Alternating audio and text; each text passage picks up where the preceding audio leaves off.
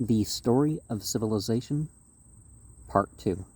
The Life of Greece.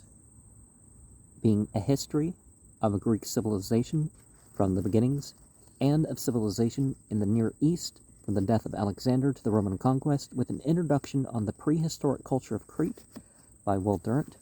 Chapter 10, The Struggle for Freedom. Section 4, Salamis. How can we imagine today the terror and desperation of the southern Greeks at the approach of this polyglot avalanche? Resistance seemed insane. The loyal states could not muster 1/10 of Xerxes' force. For once, Athens and Sparta worked together with single mind and heart. Delegates were sped to every city in the Peloponnesus to beg for troops or supplies. Most of the states cooperated. Argos refused, and never lived down her disgrace. Athens fitted out a fleet that sailed north to meet the Persian armada, and Sparta dispatched a small force under King Leonidas to halt Xerxes for a while at Thermopylae. The two navies met at Artemisium off the northern coast of Euboea. While the Greek admirals saw the overwhelming number of the enemy's vessels, they were of a mind to withdraw. The Euboeans, fearing a descent of the Persians upon their shores, sent to Themistocles, commander of the Athenian contingent, a bribe of 30 talents, $180,000 in 1939 money, approximately, on condition that he persuade the Greek leaders to fight. He succeeded by sharing the bribe, with a characteristic subtlety. Themistocles had sailors inscribe upon the rocks messages to the Greeks in the Persian fleet, begging them to desert, or in any case, not to fight against their motherland. Yeah, you shouldn't just be mercenaries, let alone against your own people. He hoped that if the Ionians saw these words, they would be moved by them, and that if Xerxes saw and understood them, the king would not dare to use Hellenes in the battle. All day, the rival fleets fought until night put an end to the engagement before either side could win. The Greeks then retired to Artemisium, the Persians to Ephatah. Considering the inequality of numbers, the Greeks justifiably looked upon the battle as a victory. When news came of the disaster at Thermopylae, the surviving Greek fleet sailed south to Salamis to provide a refuge for Athens. Meanwhile, Leonidas, despite the most heroic resistance in history, had been overwhelmed at the Hot Gates, not so much by the bravery of the Persians as by the treachery of the Hellenes. Certain Greeks from Trachis not only betrayed to Xerxes the secret of the indirect route over the mountains, but led the Persian force by that approach to attack the Spartans in the rear. Leonidas and his 300 elders, for he had chosen only fathers of sons to go with him, lest any Spartan family should be extinguished, died almost to the last man. Of the two Spartan survivors, one fell at Plataea, the other hanged himself for shame. The Greek historians assure us that the Persians lost 20,000 of the Greeks, only 300. Over the tomb of the latter heroes was placed the most famous of Greek epitaphs: "Go, stranger, and tell the Lacedaemonians that we lie here in obedience to their laws." When the Athenians learned that no barrier now remained between Athens and the Persians, proclamation was made that every Athenian should save his family as best he could. Some fled to Aegina, some to Salamis, some to Troezen. Some of the men were enlisted to fill up the crews of the fleet that was returning from Artemisium, Plutarch paints a touching picture of how the tame animals of the city followed the masters to the shore and howled when the overladen vessels drew off without them. One dog belonging to Pericles' father,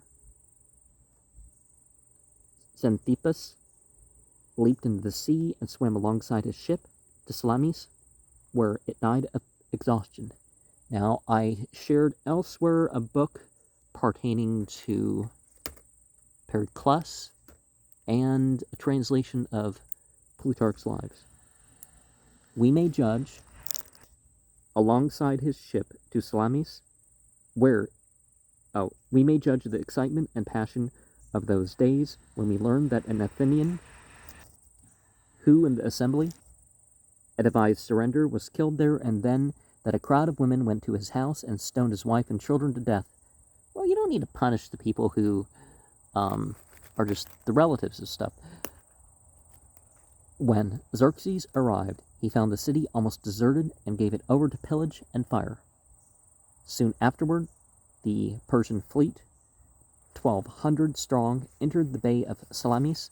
Against it were ranged 300 Greek triremes, still under divided command. The majority of the admirals were opposed to risking an engagement. Resolved to force action upon the Greeks, Themistocles resorted to a stratagem that would have cost him his life had the Persians won.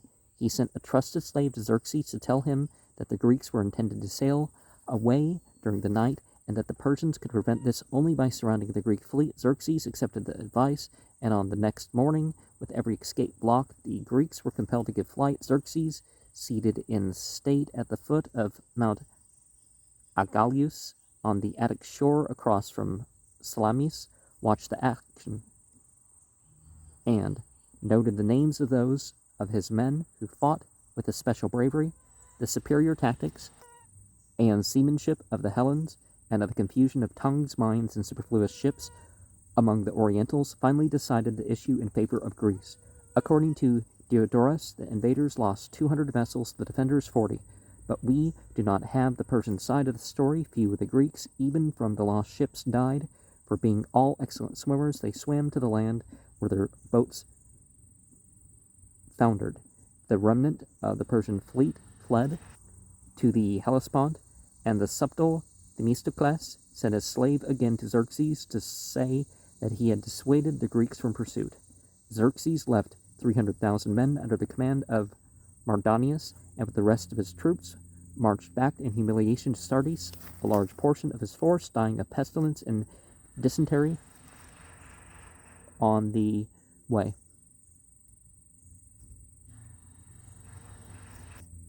In the same year as Salamis, possibly as the Greeks would have it, on the same day, September 23rd, 480 BCE, the Greeks of Sicily fought the Carthaginians at Himera. We do not know that the Phoenicians of Africa were acting in concert with those who supported Xerxes, and so largely manned his fleet. Perhaps it was only a coincidence that Greece found itself assaulted in the east and west at once. One of the things about that is it tells us that Africa was south of Turkey at that point, rather than south of Israel or something.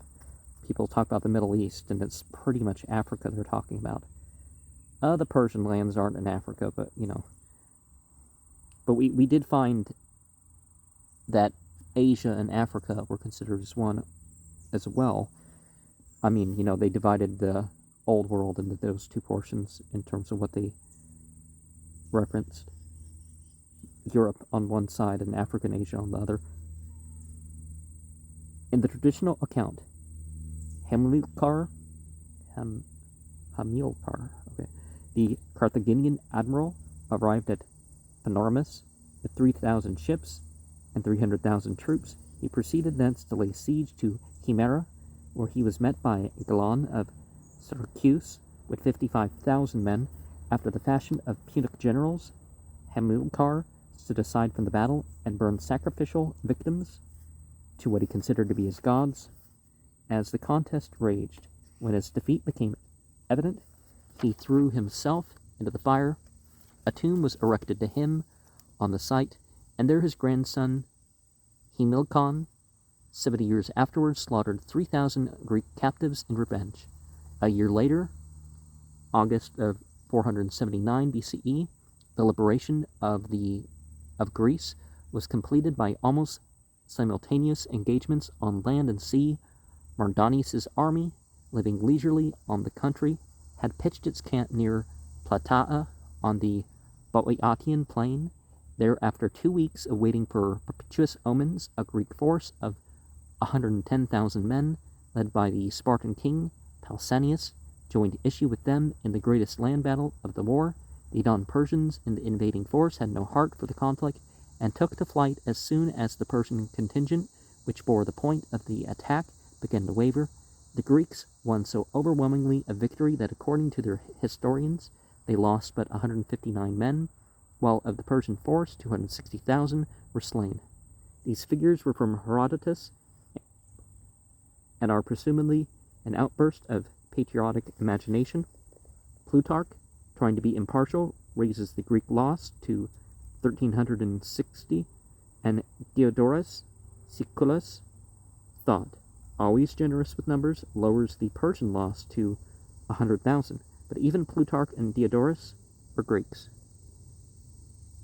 On the same day, the Greeks aver a Greek squadron met a Persian flotilla off the coast of Makala, the central meeting place of all Ionia. The Persian fleet was destroyed, the Ionian cities were freed from Persian rule and control of the Hellespont, and the Bosphorus was won by the Greeks as they had won it from Troy 700 years before. The Greco-Persian War was the most momentous conflict in European history, for it made Europe possible. It won for Western civilization the opportunity to develop its own economic life, unburdened with alien tribute or taxation, and its own political institutions free from the dictation of Oriental kings. It won for Greece a clear road for the first great experiment in liberty. It preserved the Greek mind for 3 centuries from the enervating mysticism of the East, and secured for Greek enterprise full freedom of the sea. The Athenian fleet that remained after Salamis now opened every port in the Mediterranean to Greek trade, and the commercial expansion that ensued provided with the wealth that financed the leisure and culture of Periclean Athens. The victory of little Hellas against such odds stimulated the pride and lifted up the spirit of its people. Out of very gratitude, they felt called upon to do unprecedented things. After centuries of preparation and sacrifice, Greece entered upon its golden age, and then we're going to get into Book 3, the Golden Age. I don't remember how many chapters this is, but 480 to 399 BCE. And, well, the mysticism, the spiritual relationship, would have led perhaps to be content for things of what they were, and prevented some of the problems that were, because the people would have been more self-controlled. And isn't this an interesting looking mushroom here?